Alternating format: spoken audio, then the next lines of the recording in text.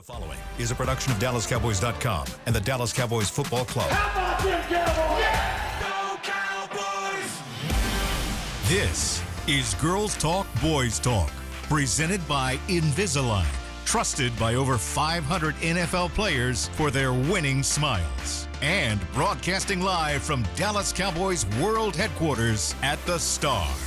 Now, your host, Nicole Hutchison. Hello, it is Victory Monday here at the Star. The Cowboys get the job done. Welcome into Girls Talk, Boys Talk, presented by SWBC, presented by Invisalign. I'm sorry, I've been doing so many shows today. Woo! It's all right. Nicole Hutchison here, Aisha Morrison, and Jasmine A. Christy Scales. It has been a day. Let's talk about it. I done about 3 shows today, y'all. I'm sorry.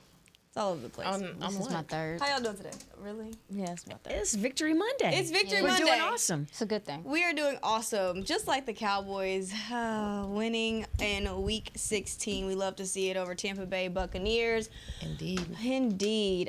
Spoiling them, actually, because they thought that they was finna at least be in the runnings for the NFC South and clinch a playoff spot. But unfortunately, for their case, they did not. So now the Cowboys, of course, the pride that they showed on Sunday and Sunday Night Football, just talk about that and just the grit that they showed against the Tampa Bay Buccaneers. That's the thing that made me happiest about the game. I mean, yeah, the 2 takeaways at the end were crucial late in the fourth quarter, and it was a great performance by the Cowboys offense, particularly the passing game in the first half. But 4 hours before kickoff, you find out that mathematically you've been eliminated, and yet that was not reflected in what we saw on the field.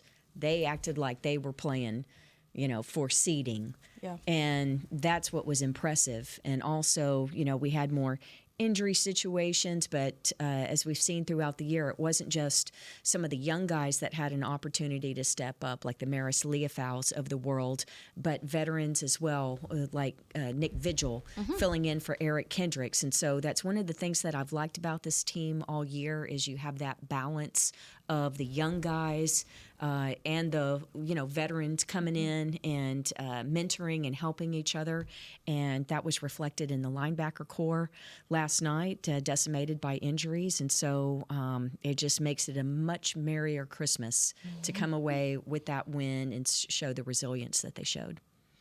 I anticipated we'd see a lot of grit from the Cowboys, just the way they've been talking the past few weeks. There was so much emphasis on professional integrity, playing the right way, having pride in themselves. I anticipated that they would come out and play hard. Now, we didn't know what that would look like. And last week we talked a lot about some of the things that we were a little bit concerned about. So I was actually really excited to see how people stepped up, not only in attitude, but in ability. I think 2 things that we discussed when we were talking about Cooper Rush last week was, one, at least I said it. I said I didn't want him to wait until the second half to get going, and he didn't. And we talked about the need for him to be confident. And that touchdown to Jalen Tolbert when the Cowboys went up 10-0. Oh, Vita Vea was in his face, and he was like, I don't care. I'm getting this ball off, And so seeing something like that from Cooper Rush was really good to see. Seeing the way the secondary stepped up, something else that we also talked about that would be important against the Bucs, and just watching them not just play harder, faster, but just the way that they were hitting and literally just going after the ball. Like, no, we are going to get this ball.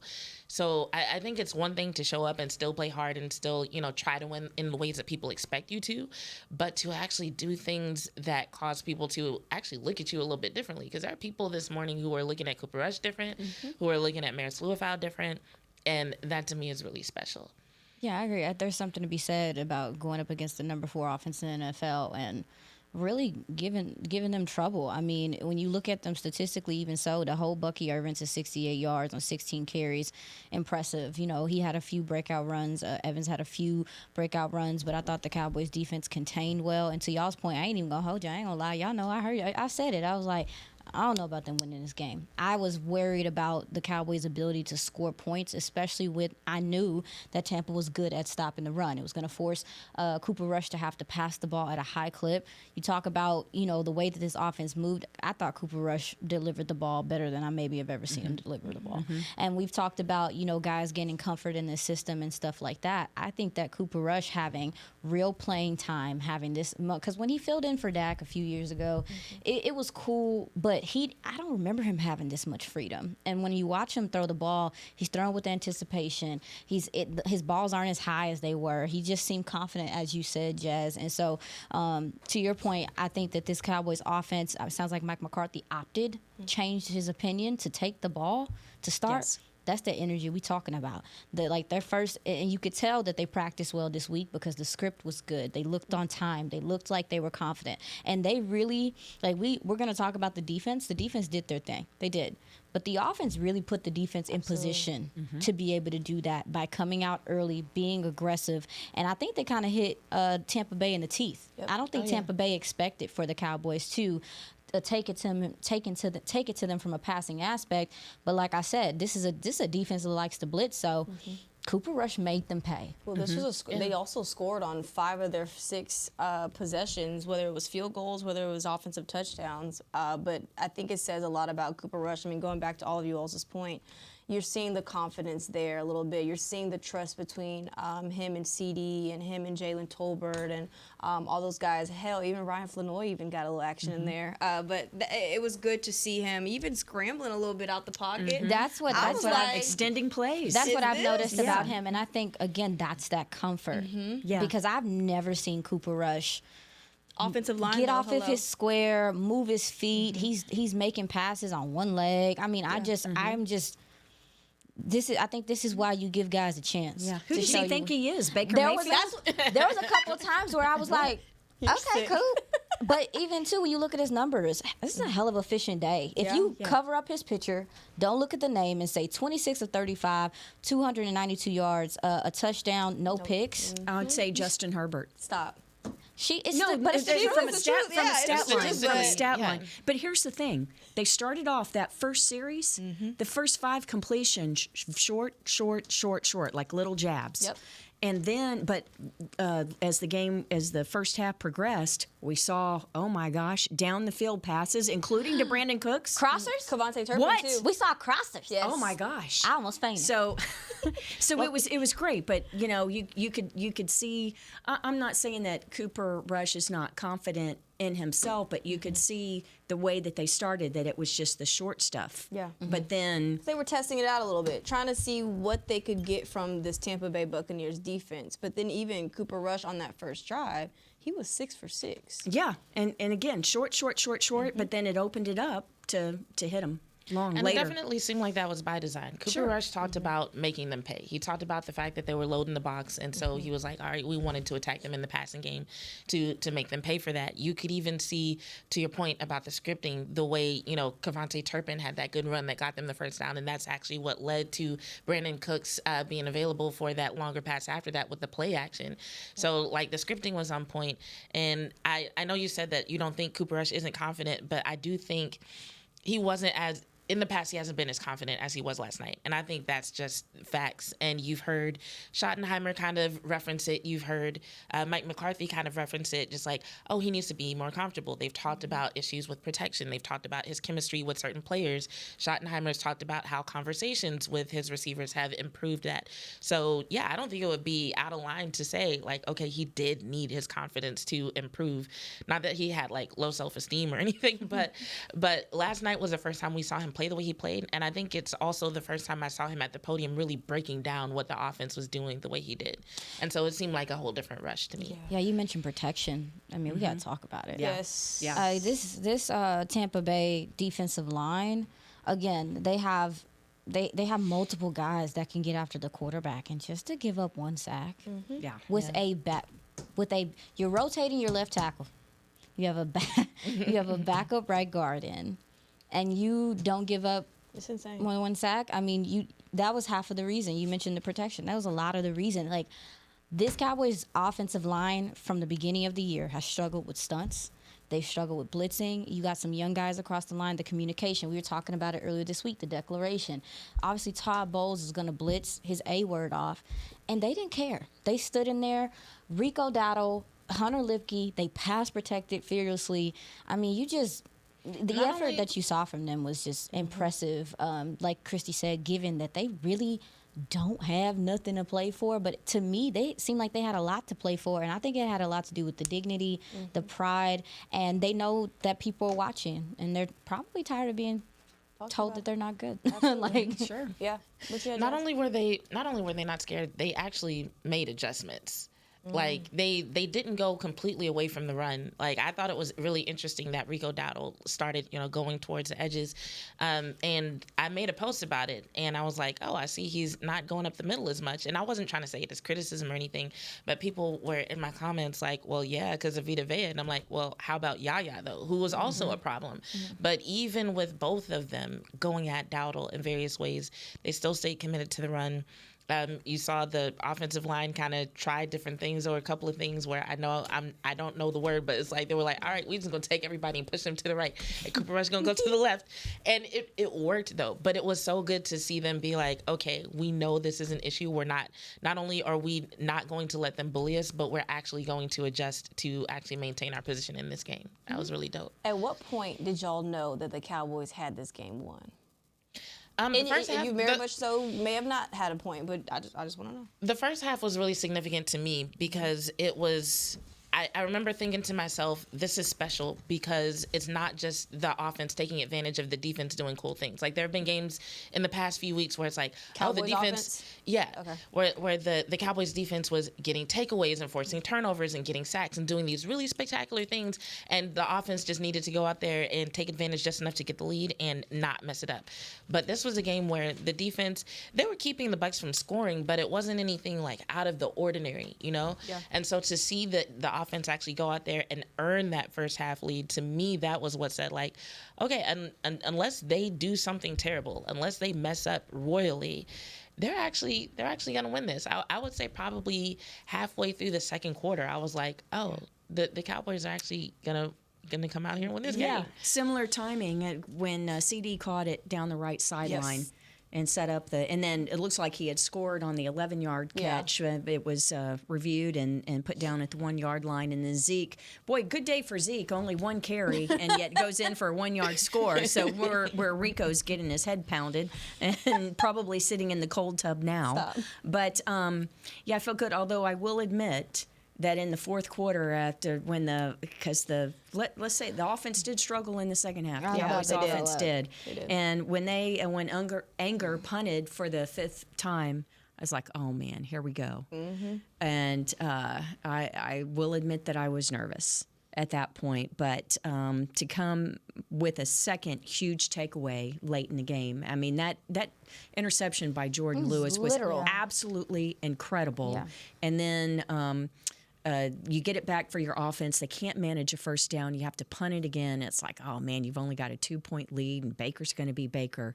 And then for Deron Bland on the very first play with that, that was absolutely incredible. And the thing, it was just so joyous on the sideline. And you don't get that many times in a season where you have that catalytic play like that working in your favor, at least this season.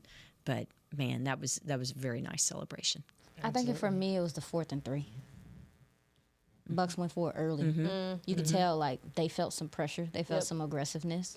Dallas came out and hit them in the teeth, at first drive, and they was like, "Oh, we going for it on 4th and 3," and Dallas wasn't happy. After that, I was like, "Oh, okay," because that was more so what I was more worried about was how this offensive line was going to deal with. And defensive line was going to deal with how they move their fronts, how they do shifts and things like that. And so after that 4th and 3, I was like, okay, the defense is here to play. I can't remember who it was. I think it was Jaron Curse. He said their will was stronger than ours, was greater than ours. Cowboys' will was greater than theirs. And it was, you could tell from like the physical aspect of it, first snap, they were hitting out there. The defense definitely was trying to make a statement, and they refused to give up anything deep. They were playing underneath, and they were just coming downhill, taking good angles. So for me, that's when I thought, like, okay, they obviously they're trying to make a point. You can tell when somebody trying to make a point. Absolutely. And that was that. It was that then for me where I was like, all right, they got a chance here. I like that. All right, we're going to take our first break. We'll be right back with more Girls Talk, Boys Talk, presented by Invisalign. Hey y'all, Matt Pittman of Meat Church here. With football season kicking off, I'm already gearing up to bring the smoker back to AT&T Stadium for some epic tailgates. But with that Texas heat, it's crucial to keep my beer hand cramping cold. That's where Yeti's insulated Colster can cooler comes in clutch. This year, you can even get them with the iconic star engraved on the side. Licensed Yeti Cowboys gear is now available at Stadium Pro Shops, concessions, and on Yeti.com. Check it out today. Yeti, official cooler and drinkware of the Dallas Cowboys. Discover Aiden, the official luggage partner of the Dallas Cowboys and Dallas Cowboys cheerleaders. Known for top-tier engineering and craftsmanship, Aiden offers more than just bags. Originating from Australia and designed in New York, it merges fashion, design, and culture. Used by Dallas Cowboys players, staff, and the entire organization, Aiden provides style and functionality for all travelers. Visit AidenTheBrand.com and use code AidenXCowboys for 25% off your purchase. Travel like your favorite stars with Aiden. When you're on the field, you know what it takes to lead your team and play with confidence. But that confidence shouldn't just stop at game time. It should follow you off the field, too. Join over 500 NFL players who trust Invisalign, the #1 doctor-recommended clear aligner brand. Ready to take the first step towards a smile you'll love? Visit Invisalign.com/NFL and find a doctor near you today. Transform your smile and take your confidence to the next level, both on the field and off. Cowboys fans, when it comes to navigating the ever-changing world of tax, your business needs a partner it can trust to tackle even your biggest tax challenges. Ryan is the largest firm in the world dedicated exclusively to business taxes. Our team of tax professionals has local expertise in all areas of tax and can help you uncover savings opportunities you didn't know you had. Learn more about how Ryan can improve your overall corporate tax performance by visiting Ryan.com. Ryan, the official tax partner of the Dallas Cowboys.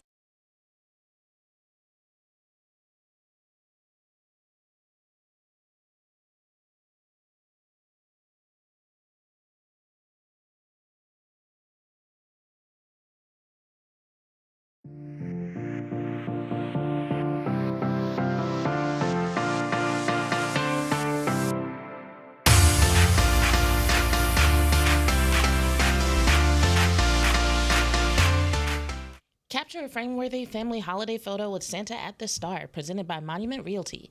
Santa will be spreading holiday cheer at his Cowboys-themed cottage in the Star District from November 22nd through December 24th. That's tomorrow, ain't it? For more information and to book your visit, head to thestardistrict.com/Santa. So we've been talking about Santa, and we've been talking about the Christmas show that the cheerleaders and Rhythm and Blue and Santa do on Fridays and Saturdays here at the Star in Frisco.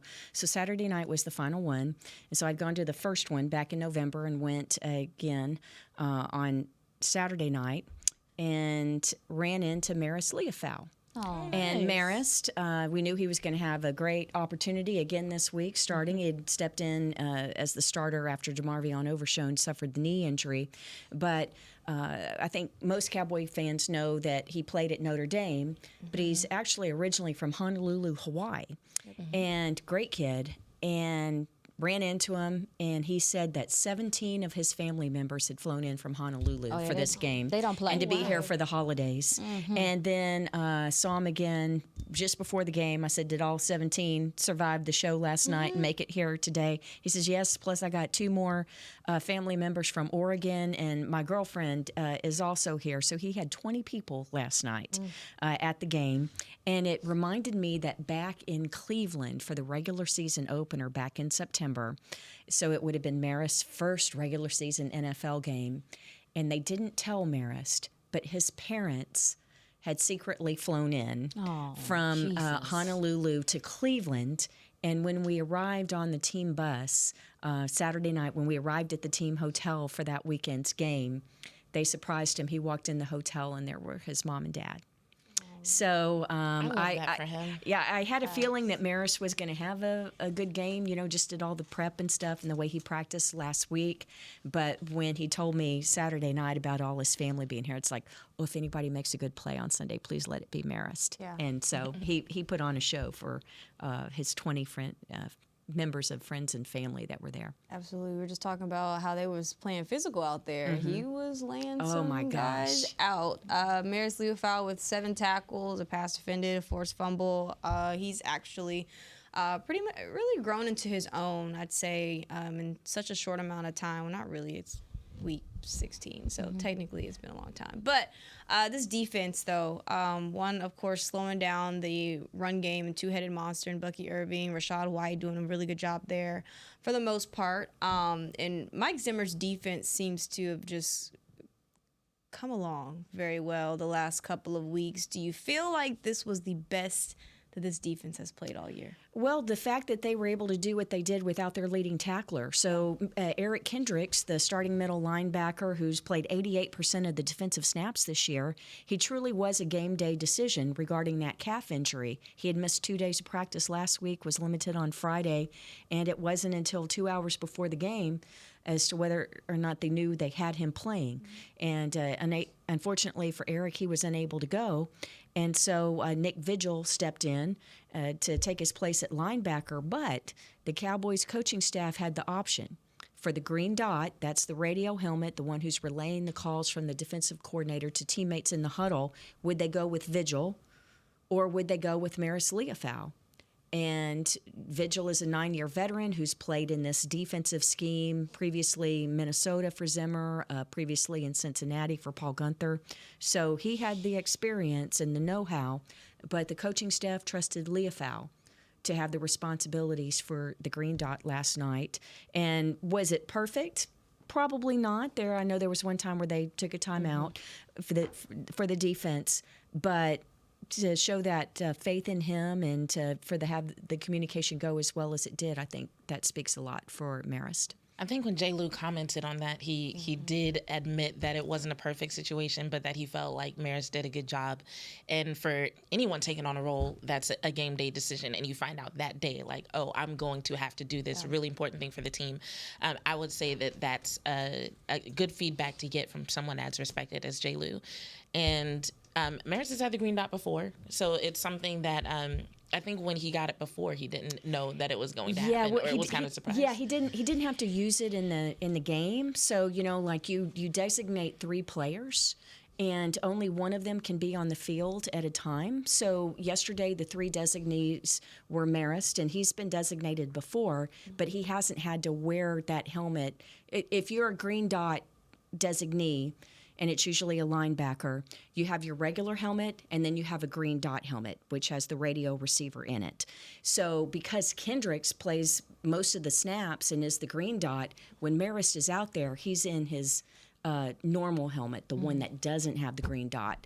Damone Clark was the 3rd designee for green dot yesterday, but Vigil was the 2nd one. So I really thought that Vigil would probably get the duties. But again, they went with a rookie, and so it is a lot of responsibility. Yeah, he was drafted to be the Mike. Talking to the scouts, I remember when they came in during draft, even hearing some of the talk about him being at the Senior Bowl and some of the things he was able to do there. I think it was the Senior Bowl. Was the Senior Bowl? Sorry. One of those. A bowl. He was there. And, there were reports coming down just like this guy's IQ is crazy. The processing is crazy.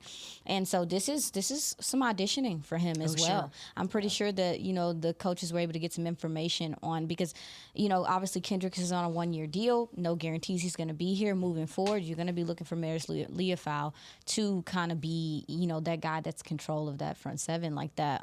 As far as how the Cowboys played, like how I felt like the defense played, I think Mike Zimmer maybe called his best game. And I think that he's just been trending up as far as how he deploys guys.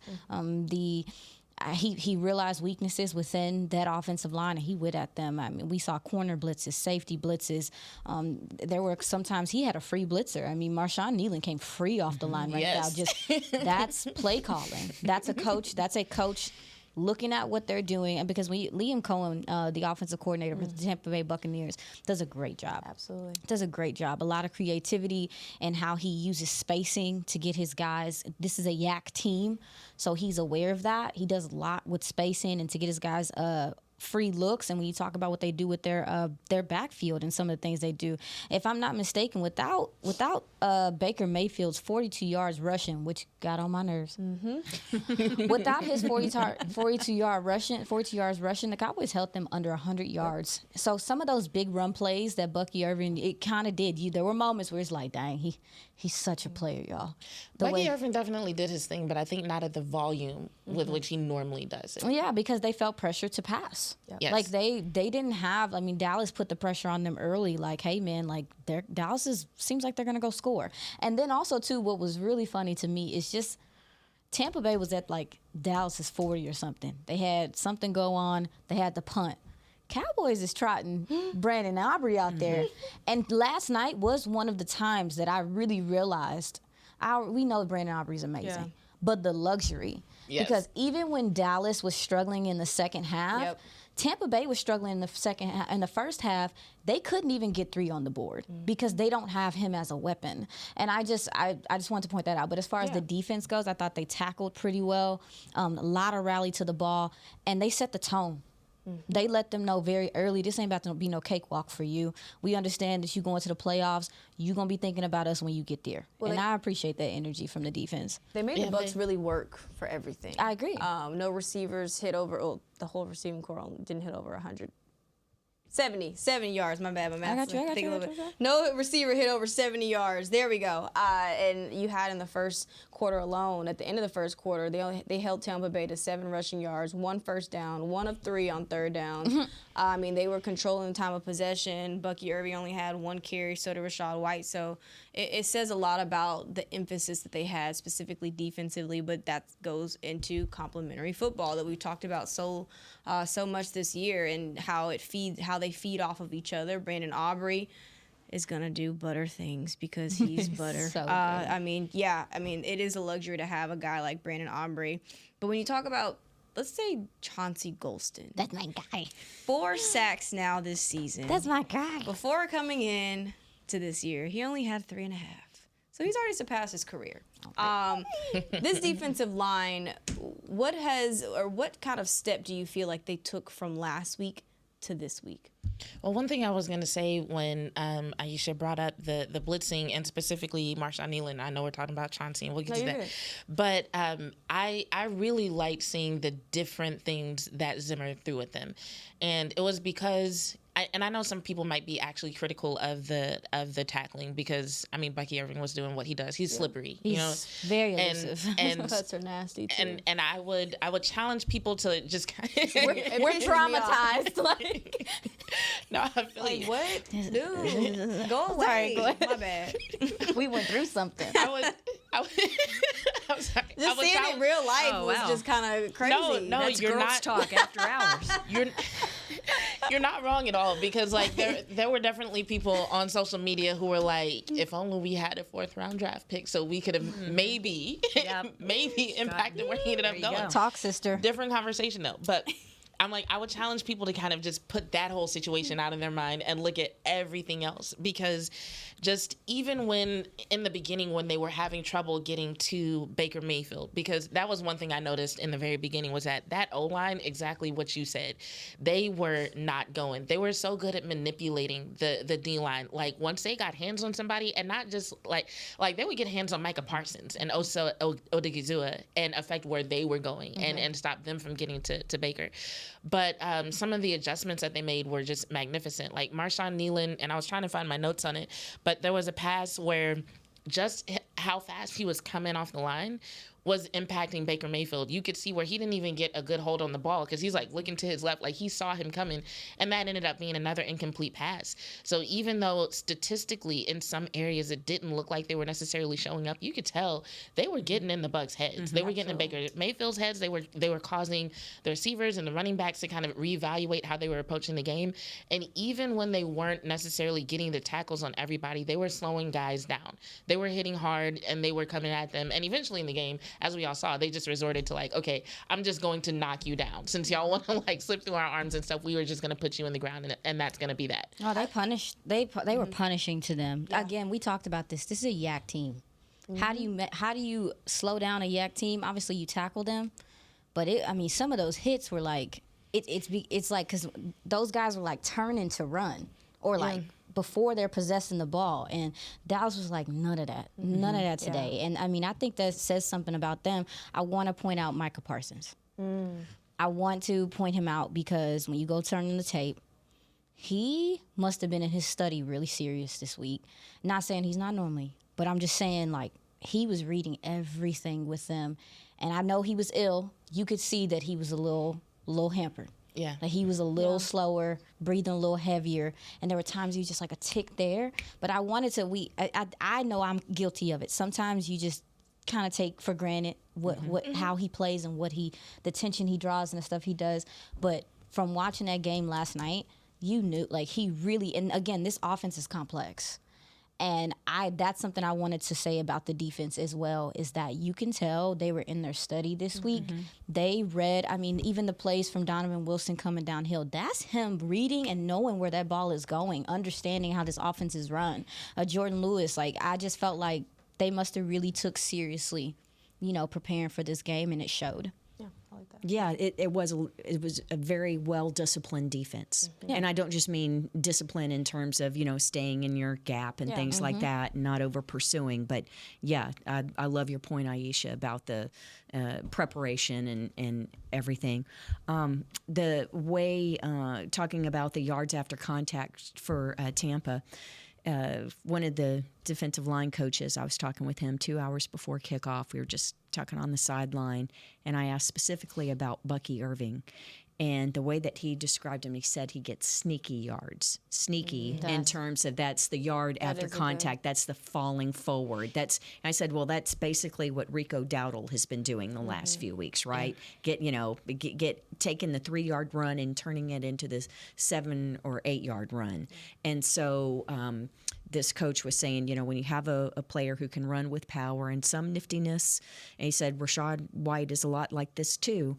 They get those sneaky yards, and so it's going to be all hats to the ball. And to your point about, swarming and tackling, and I thought they responded beautifully and followed the coach's directive. I'm not going to lie. I think Donovan Wilson deserves some flowers today. 100%. Yeah. Because we've all been talking about how obviously his strength is helping in the run coverage, run stop, but his improvement in terms of coverage yesterday took a huge leap. What did you like from Donovan Wilson? Exactly what you just said. And this is going to be a very general thing, so I'll leave the specifics to y'all. But just overall, I'm impressed with Dono because of the fact that he did experience so much criticism earlier in the year. And a lot of it had to do with him having to take on a different role than what he was used to playing. Zimmer was using him in a different way. And I've come across athletes and competitors who would let that get to them, and they would kind of resign to being mediocre. Oh, this coach isn't going to let me do me. Well, I guess this is just going to be a bad season, whatever. But he's done the opposite, and he's turned himself into a monster that now has even more tools in his tool belt. Like, it's no more, he's a guy, put him in the box, now he's like, oh, I can play forwards and I can play backwards. Like, he's adopted so many new skills to make himself even better and stronger with what's been asked of him. And I've got to commend him for that, because that's just something I feel like that's something that, like, as fans are looking at this team, that's something they should be inspired by. Like, all right, you want to be disappointed about the playoffs draft, whatever, but, like, there are so many stories that should be inspiring fans who are actually watching these players, and what Donovan Wilson did this year is one of those stories. I agree. That's where your empathy comes in, your understanding comes in.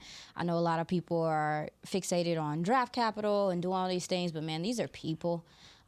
They have plenty to play for. And to your point, at the beginning of the season, I had a lot of questions about where Donovan Wilson fit in this Zimmer system. Zimmer really values the rangy, free safety type guy. Does he want his guys to come down in the box sometimes? Absolutely. But that is not what he asked. What he specifically asked his safeties and defensive tackles to do is different than what Dan Quinn asked them to do.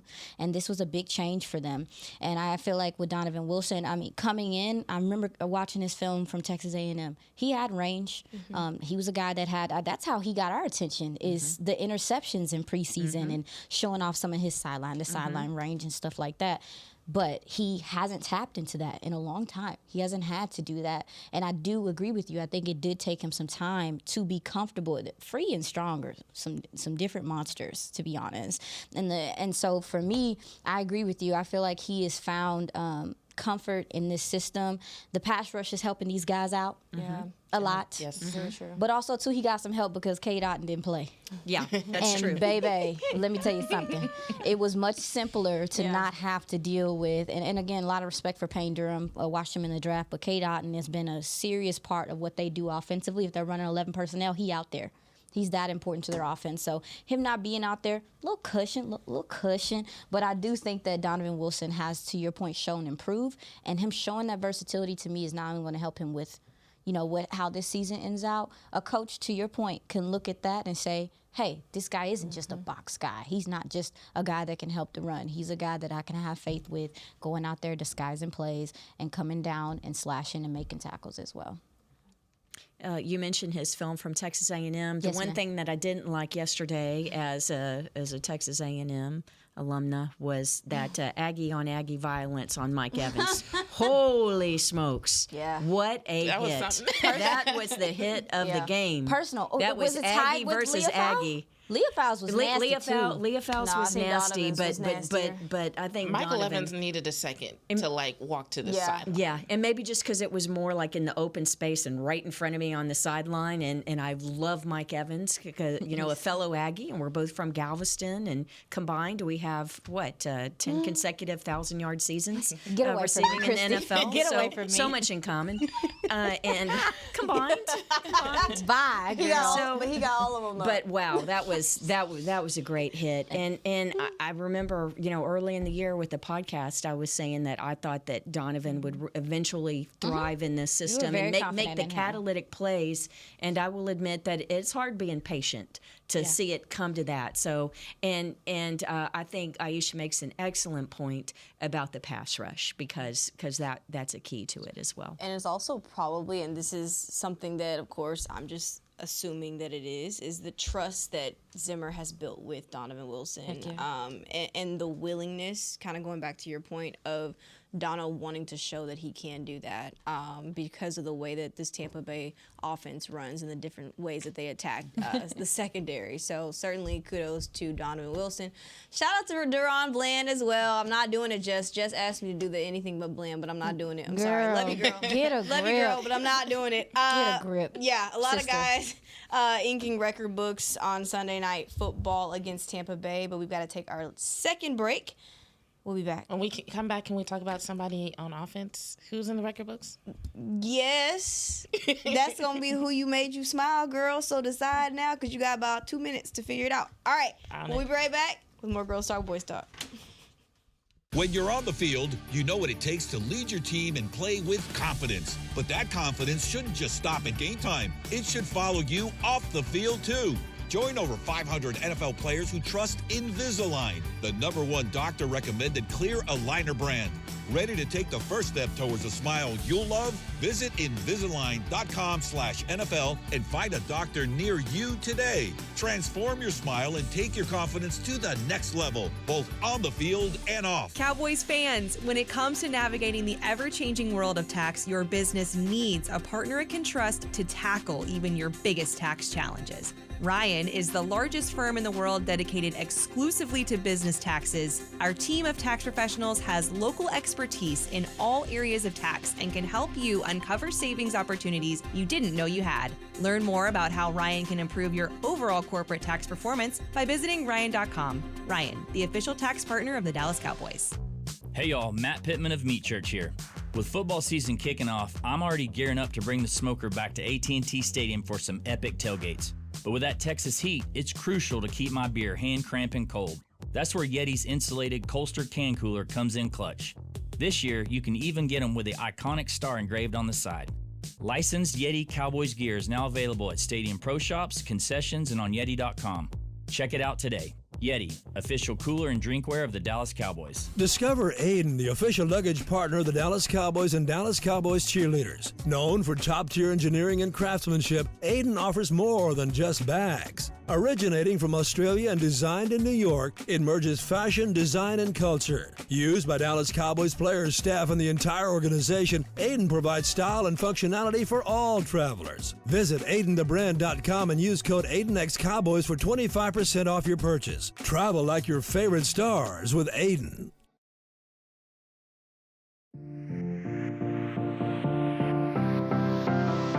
'Tis the season for youth football and dance camps presented by Invisalign.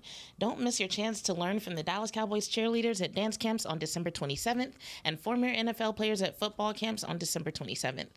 Celebrate the holidays with the Cowboys. Register today at dallascowboys.com/camps. All right. It wouldn't be Girls Talk Boys Talk if we didn't say who made you smile from week 16. Who you got? Oh, I get to go first. Yes. So, CeeDee Lamb made me smile for 2 reasons. Well, technically 3. Hold on. Dang it. Screen. It's okay. Give me a second. Take your time. Well, I know we don't have a lot of time. So, one, CeeDee Lamb had 100 receiving yards in the first half last night. It's his second consecutive game with at least 100 receiving yards in the first half. He is the first Cowboys player with at least 100 receiving yards in the first half of consecutive games, per Dallas Cowboys PR. And he passed Jerry Rice for the 4th most scrimmage yards by an NFL wide receiver in the first 5 seasons of a career, and passed Drew Pearson for 4th on Cowboys' all-time receptions list. And on top of all that, while we're talking about players being human and human stories, he's just grown a lot. Early in the season, I said that might happen just because from watching him for so long, you kind of get used to when he says in the offseason he's going to do something, he does it. But up to this point, everything had been physical, like a skill. And I feel like this year in March, when he said that he wanted to be a better leader and be more emotionally mature, a lot of people were kind of like, yeah, right. Whatever. Especially after like what happened on the sideline earlier this season. But I hate that it took an injury for people to see it, but he's done it in several different ways, and I'm just truly, truly proud of him. A lot of respect. Jordan Lewis made me smile because that interception was just absolutely incredible. And I wrote this for my posting for Sports Day Dallas Morning News is, I know it doesn't technically count as a pick six because he didn't take the interception and return it for a score for 6 points. But that was a pick six because that was 6 points for Tampa. That was a touchdown. The guy had it in his arms. And if Lewis had not ripped it away from him, that's 6 points for the Bucs. So really, that was a 6-point play. Yeah. Absolutely incredible. And I'm glad that it was prime time on Sunday Night Football so that NFL watchers around the country, around the world can finally realize what everyone in this building knows, that Jordan Lewis is an incredible player. It is baffling. He goes under the radar. And that upsets me. It legitimately ticks me off because I sit up here every year now, 2 years. I'm just going to say just 2 years. I've just been doing draft 2 years. I ain't going to get too overzealous. 2 years, we go through the draft. All I hear about is how important nickel corner is. Like, we look at boundary corners, and more power to them. You need boundary corners. But, baby, that nickel corner is an extension of your front seven. They're asked to do the dirty work. They're asked to tackle. He comes up and sets the edge. Like, this is – and the fact that he's tenured, he's a veteran, I don't understand why this – like, I don't know why the rest of the league or whatever the case may be has not acknowledged that this is one of the best nickel corners in this NFL right now, and he hasn't gotten the recognition. So, to your point, I hope that somebody did notice. But at this point, who cares? Just let him keep playing good football. I don't know. It frustrates me because nickel corner is so hard to come by. We have played how many games this season? 15? I can maybe name 2 good nickel corners that you have played against. Yeah. Every game I come in here and I say, you could take advantage of this guy in the slot. You could take advantage, CD could take advantage of this guy in the slot. People shouldn't be saying that about the Cowboys because he going to make you pay. And I don't know. It's frustrating literally been to me. the most consistent part of the defense. Yeah, for what football is. Yeah, and the only thing that he's better at than his on-field performance is who he is in as the a man. locker room and who he is as a person. And I don't know how he hasn't gotten elected for the Walter Payton Man of the Year award. I'm not being funny. I'm serious. Like, when you talk about an example, this is an example football player. If you even just sit down and listen to him talk about his family and how he is, this is a representative of the game, and I just feel like it's long overdue that he gets his respect. I would love for him to be here in Dallas next year, but hopefully somebody see that he's what he is. Hopefully the front office does. I got No, upset. that's valid. That's valid. I think he gets overlooked just because he's not like that rah-rah guy. He's very, which is good. It's very good. But he talk a lot of mess, though. He do talk. He does, but unfortunately, talking mess isn't as marketable as, just being that happy-go-lucky, I always say the right thing in front of the cameras. Like, I think everything that you're saying is true, but valid. that. First of all, let's be real. As much as I know we get crap in our comments about what people think we don't know, the average football fan does not understand the importance or even the role of a nickel corner. That's fine. And so they look at somebody like Jordan Lewis and they're just like, What is he the doing? little dude They back there. don't even understand. They probably that's probably what they think. you're right. They probably devalue him because he's not a boundary corner. Yeah. I'm just being honest because people don't. I don't know what people think that baby that you got. It's not that he's not on the posters. He's not in a bunch of commercials, and so it's fair. one of those. It's one of those out of sight, out of mind kind of things, and he gets overlooked. That's because that's a story for a different day. Football people should know. Here we are advocates for Jordan Lewis. All right, I'm gonna go. I'm gonna say Ezekiel Elliott only because from him having to sit back and just kind of watch Rico Dowdle. I know he's so proud of what Rico Dowdle's done, but it's not easy